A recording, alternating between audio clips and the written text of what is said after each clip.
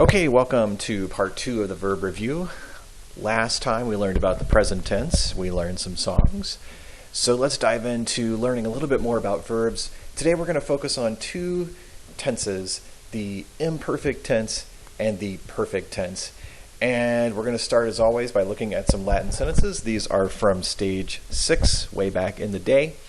And let's take a look. So the sentence on the left, number 1, servi perviam ambulabant. What is this? So if we look at that sentence again, servi perviam ambulabant, we could probably locate our verb fairly easily because it is the last word of the sentence. So we know that that's our verb. And where is our subject? Who's doing this action, this ambulabanting? That would be usually the first word of the sentence, servi. And the only thing that's left is per viam. We haven't really talked about them yet, but per is a preposition in Latin, so per viam is a prepositional phrase. So we've broken apart our sentence. And how does this translate? Well, you've seen NT on the end of a verb, as in ambulant. Servi ambulant would be the slaves are walking, present tense, but you've never seen ambulabant, or at least not yet in Latin 2. You might remember it from Latin 1. Whenever you see a BA pop up, that's a brand new verb tense. It's called the imperfect tense, and it's always translated as was or were verbing. So servi ambulabant, the slaves were walking through the street. Now, let's take a look at sentence number 2. Canis subito latravit. Canis subito latravit. Well, you've got a canis here, the dog. He's our subject. And our verb is latravit. Now, barks, present tense, would be latrat, L-A-T-R-A-T, which did pop up way at the beginning of the Red Book in some of the early stories that you guys read in Latin 1 last year. I don't know if you remember it. But latravit all of a sudden has this V that seems to come out of nowhere. And anytime you see a V, an S, a U, or an X, one of those 4 letters, V, S, U, or X, that pops up out of nowhere towards the end of the verb, it indicates the perfect tense, and that's always translated as verbed, verbed, as in the dog suddenly barked, barked. Okay, the slaves were walking through the street, the dog suddenly barked. What's the difference between imperfect and perfect based on these sentences? I want you to think about that. Besides the translation, I mean, what's the qualitative difference? Oh no, grumio canem timebat. Pestis clamavit cocuus. Look at those eyes, my gosh. Grumio canem timebat. Well, 3 words in the sentence. We have our subject first, and then canem ends in an em. The accusative case goes em. It's a direct object, so that's our direct object, followed by the verb timebat. Timeo means to be afraid. So grumio was afraid of the dog, or was fearing the dog. That kind of sounds awkward, but there you go. Pestis clamavit cocuus. Look at this. The V has popped up out of nowhere. Normally you would have seen that up to this point as clamat. He shouts. But clamavit has a V. He shouted. He verbed. Pest, the cook shouted. This sentence is interesting, by the way, because unlike previous sentences, the subject comes at the very end. I think typically what you'll find in Latin is 99 times out of 100, the subject is at the beginning of the sentence. If it's not, that other 1%, it's usually at the very end. Interesting. Ho ho, clemens erat fortis. Clemens erat fortis. You've never seen erat before. You've seen est, as in clemens is strong, clemens est fortis. What do you think clemens erat fortis would be? Clemens was strong. Oh, but look at his neck muscles here. Sed canis clementem superavit. Again, that V pops up there out of nowhere. But the dog overpowered Clemens. You saw superat last year, S-U-P-E-R-A-T. That means he overpowers, present tense. But superavit, bam, it's going to be perfect tense. Oh, but have no fear, Quintus is here. Quintus per viam ambulabat. Quintus, ambulabat, it has the BA there, was walking along the street, through the street, down the street, whatever you want to say. Uinus clamorem audivit. You saw audit quite a lot last year. A-U-D-I-T means he listens or hears, present tense. But now you've got this V in here, so that indicates the perfect tense, verb de. The young man heard a shout. And some of you might remember this story.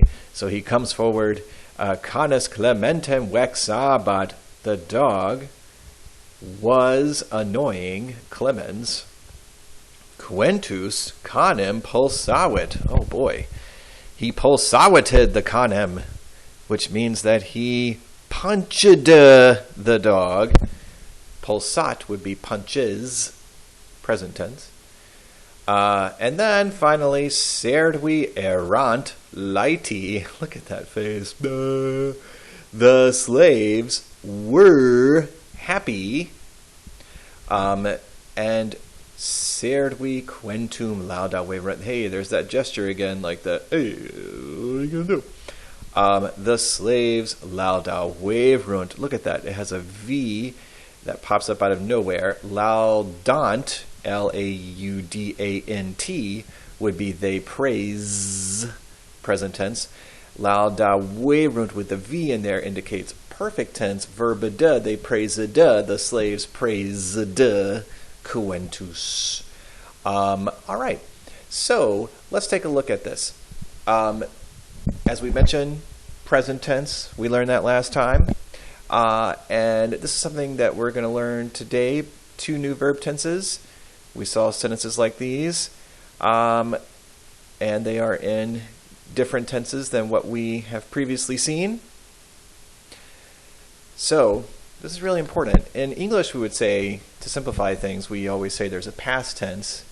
But in Latin, you have to be more specific. There's really no such thing as past tense because there are actually a few different verb tenses which indicate past action in Latin. In English, we say that there are really 3 basic tenses, present, future, and past. But in Latin, we have 6 tenses, and a lot of those deal with the past tense in some way, shape, or form. Really, 4 of the 6 tenses deal with the past. So,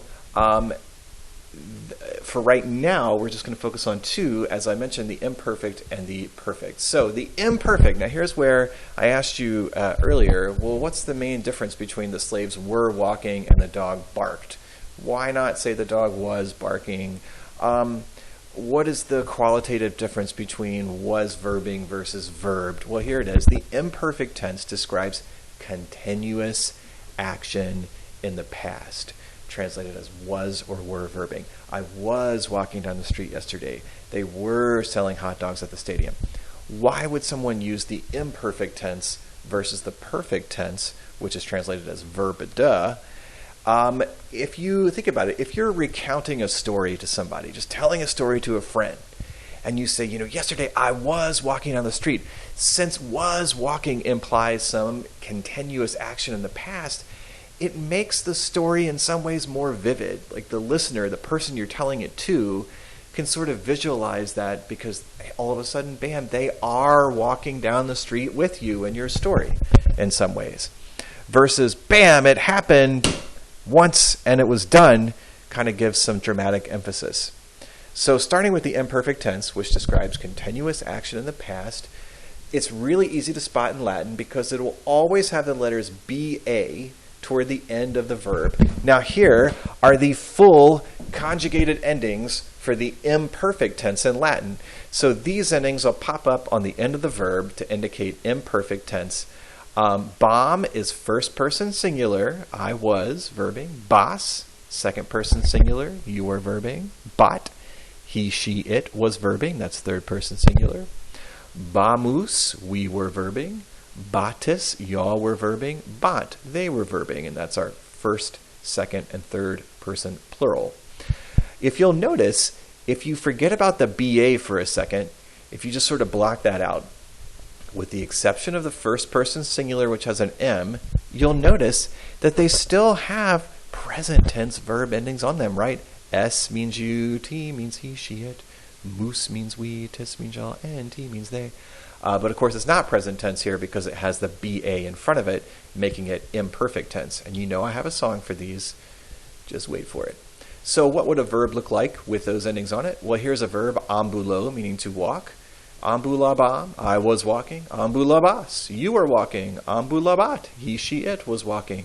Ambulabamus, we were walking. Ambulabatis, y'all were walking. Ambulabant, they were walking. Here's some example sentences. Multipistores panem vendebant. So, multipistores panem vendebant. What looks like a nominative subject? Does multi? Yes. Pistores? Yes. Many bakers. What about panem? What's that look like? It has an em. The accusative case goes em. It's the direct object. Here's our direct object. So we have subject, direct object, followed last by verb. Ends in a BA-NT, means it's imperfect tense, so we're going to translate this as was or were verbing. It has an NT, so we know that the subject is third person plural, which is multipistores, the bakers, many bakers. And vendo means to sell. So many bakers were selling, what do you think panem is? Bread. How about this one? Mercator Graecus agricolam vituperabat. Mercator Graecus agricolam vituperabat. Well, where's our subject? We've got mercator, that looks nominative, as does Graecus. It's got the US there. Remember?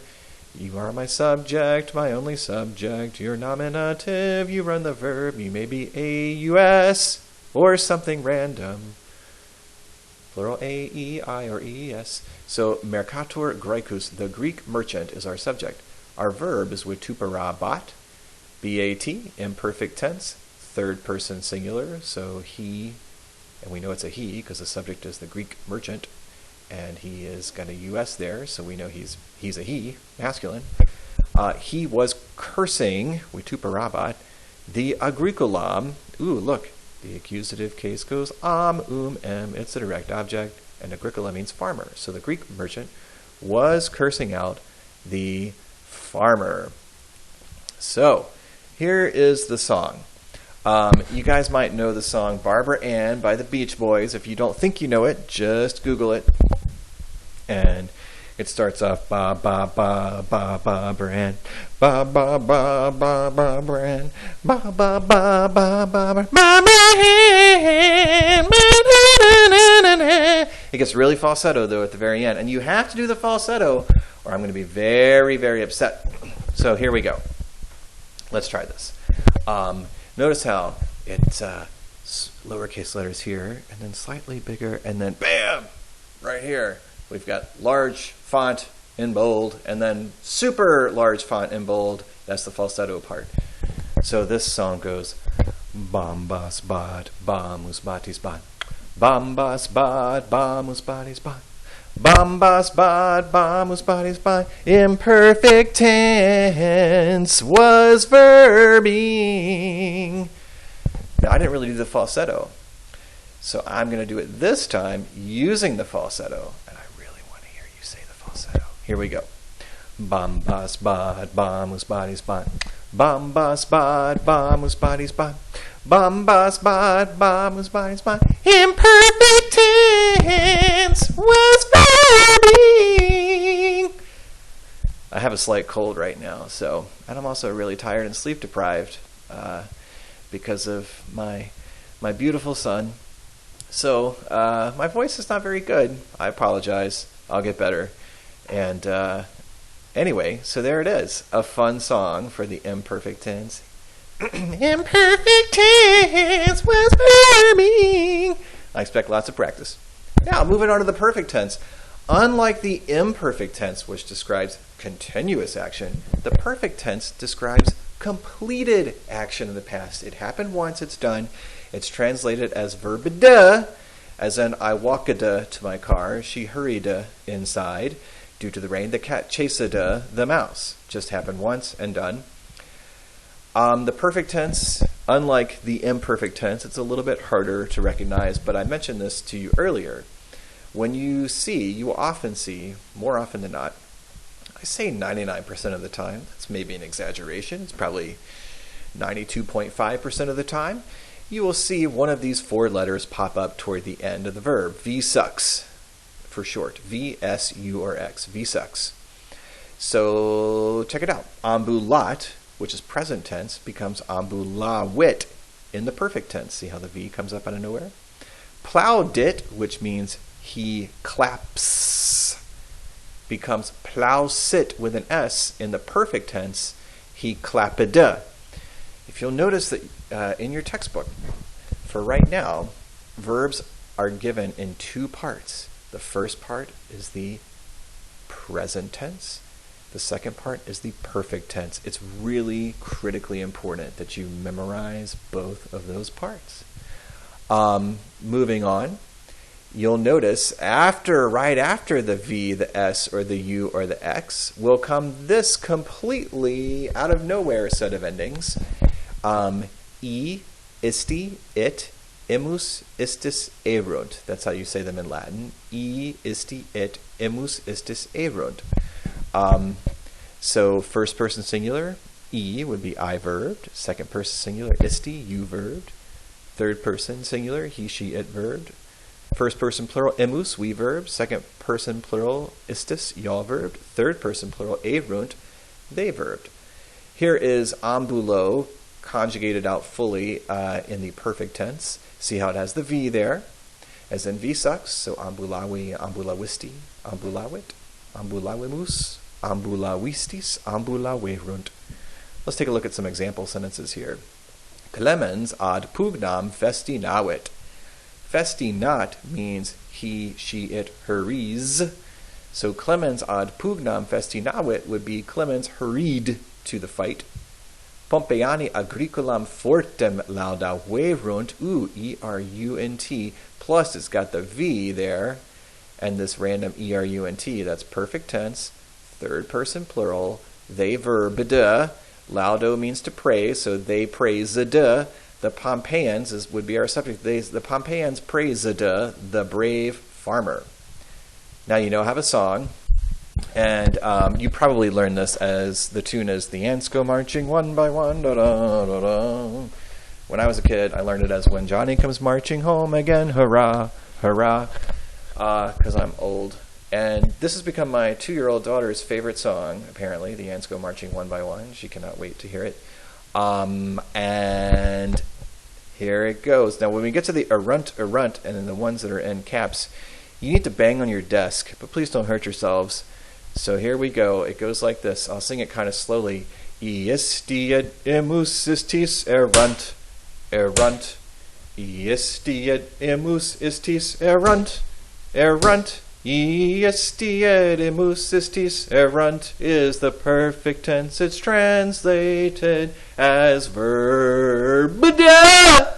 And you have to do that verb de at the end, or else I'll be very upset. So let's try that again. A little bit faster, maybe. Iestiet emus istis erunt, erunt. Iestiet emus istis erunt, erunt. Iestiet emus istis erunt is the perfect tense. It's translated as verb de. Okay. I think that one might be my favorite. Now, remember that pesky linking verb that we have? The irregular verb, well, of course, it has imperfect forms and perfect tense forms. We learned the present tense forms last time. Remember, sum es est, sumus est sunt. Sum es est, sumus est sunt. I am, you are, he is, she is, it is, we are, y'all are, they are. Sum es est, sumus est sunt. Now, the imperfect forms of it look like this. And we saw a few of these in the sentences earlier. Eram is I was, eras, you were, erat, he, she, it was, eramus, we were, eratus, y'all were, erant, they were. If you'll notice, for the imperfect form of this linking verb, with the exception of the first person singular, which has an M, you still do get the S, T, mus, tus, und, which is similar to the present tense forms of it, except the 3 letters in front are ERA. Now, there is a song for this, and I'm going to teach you the first part of the song, and it's sort of anticlimactic. The second part of the song we'll learn later on in the year. But it goes to the tune of ba-dum, ba-dum, ba-dum, ba-da-ba-da-dum, ba-dum, ba-dum, ba-dum, ba-dum, ba-da-da-da-dum, and then you'll learn the second part of it later on. So it goes, it's really just sort of chanting and clapping at this point. Eram, era, serat, eramu, serati, seran, eram, era, serat, eramu, serati, seran. Okay. And the rest of the song, if you're curious, it goes, well, we'll sing it. Eram, era, serat, eramu, serati, seran, eram, era, serat, eramu, serati, seran. By itself, it's imperfect tense. It's translated was or were when it's at the end of a word. It's pluperfect had verbed. Eram, era, serat, eramu, serati, seran, eram, era, serat, eramu, serati, seran.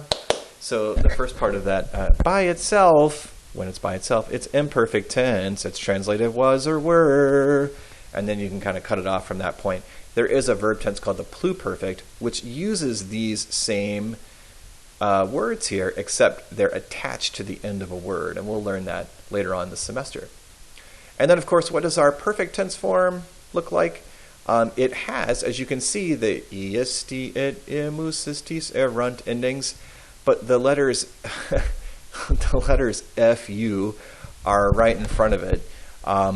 So it's just kind of a mouthful, and it sounds like you have, I don't know, I don't, it sounds like stuttering when you say fui, fuisti, fuit, fuemus, fuistus, fuerunt. But that's how it's pronounced, fui, fuisti, fuit, fuemus, fuistus, fuerunt. And notice the translation is basically the same as imperfect I was. I suppose you could say I have been, but that just kind of sounds a little awkward, I guess. So some examples. Caecilius erat laetus. Caecilius was happy. Servi erant feci. The slaves were tired. Discipulus eram. I was a student. Now, before I mention that, I do want to have you take a look at the single most important piece of paper I will ever give you, aka your noun/verb chart. And we can now fill in the imperfect active endings here. Bam, bas, bat, bamus, batis, bant. If you ever forget how they're translated, here it is. Was verbing, were verbing. And you can also translate it as used to verb, which is kind of awkward, but we say that, I think, a lot in common everyday speech. I used to do this, but now I don't. Used to do this implies some sort of continuous action in the past. Now, FUT stands for future, and you're going to skip those 2 columns there because we don't know about the future tense yet. We'll learn that later on this year. We're going to skip over here to the perfect tense, I, isti, it, imus, istis, erunt, and that's translated as verbida, or you can also say has verbed or have verbed. So there it is. Now back to this for a second. There's also something called a compound verb, which is where you take a preposition like ad, meaning to, or ab, meaning from, and you combine it with a verb. And so far in our stories for a while, you've really just seen these 2, ad, est. It's combining ad and ab with the linking verb. So if you know that ad est means he is here, then ab erat would be he was here. Ab est means he is absent or she is absent. So then ab erat would be she was absent. Does that make sense? I wouldn't sweat that too much. So anyway, basic summary, imperfect tense always has BA, was or were verbing. Perfect tense, VS, U, or X pop up. And something called long vowels, which we'll get to in just a minute. And translate it as verbida. So, a little bit more, just a tiny little bit. It's not that hard. A little bit more about the perfect tense now. we've met verbs that have V, S, U, or X as we go from present tense, procedit, to processit, perfect tense. She proceeds versus she proceeded. Terret versus teruit. Intelligit versus intellexit. See, the X pops up out of nowhere. So he understands versus he understood. Now there's something else. Very rarely a vowel will, we call it lengthening, to indicate perfect tense, aka long vowels. And sometimes, not always, but sometimes the vowel will change to a completely different vowel. So our good old friend facit, which sounds vulgar, but it's not, facit means he does or he makes. When it becomes perfect tense, look, you've got a long mark over this vowel. It changes completely from an A to an E. Fake it, he made, or he did. Cop it, she seizes, becomes cape it, long vowel there, she seized. When it versus wane it. They're spelled exactly the same way between present tense and perfect tense, with the exception of the fact that in the perfect tense, the vowel is long.